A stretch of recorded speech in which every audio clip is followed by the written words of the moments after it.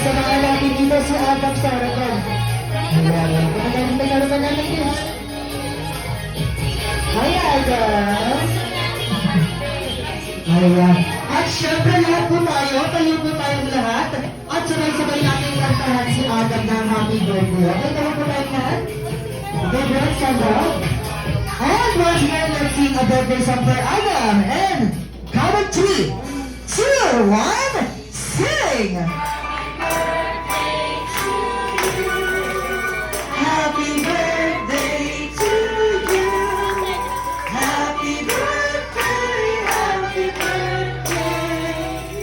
Happy birthday to you. Okay, one more time. Happy birthday to you.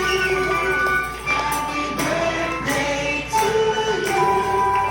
Happy birthday, happy birthday. Happy birthday. At syempre yung mas mabilis naman. Happy birthday to you. Happy birthday to you. Happy birthday.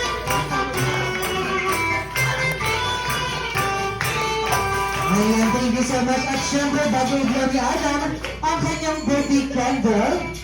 Ayan, maririnig po muna natin kay Mami at Daddy ang kanilang birthday wish para sa ating birthday celebrator. Ayan, kaya naman Daddy, ano pong inyong birthday wish para kay Adam? Siyempre, sana lagi siyang healthy. Tapos, yung na mag-guide pa kami ni Lord kung paano siya palalakihin ng yung gusto ni Lord, yung will niya na mangyari sa buhay ni Adam. At na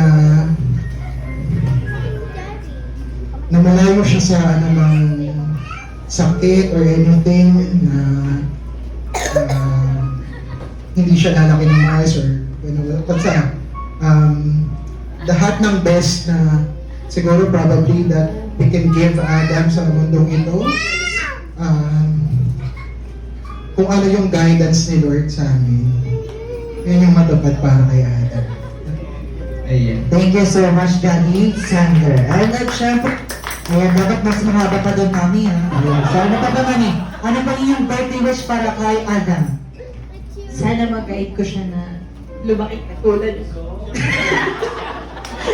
Ang laki niyan! Ang laki niyan! Kidding aside, ayun, sana mas mabuting tao, tsaka God-fearing, ayun, yun lang. Tsaka sana, kahit anong gusto niya in life, basta, hindi nakaka-agrabyan.